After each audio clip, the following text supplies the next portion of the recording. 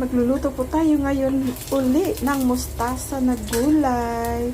Ayan po siya at iluluto na po natin, igigisa na po natin.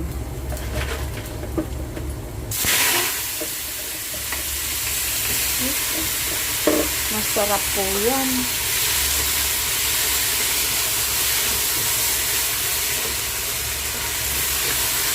Siguro po yung lakas ng apoy ko.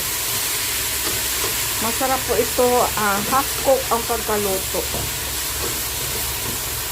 Yan, kunting mantika lang po. Huwag po marami ang mantika. Sarap po niyan. Bawang lang po.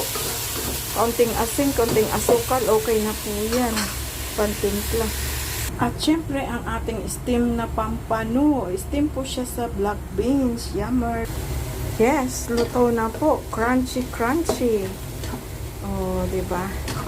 Ayan na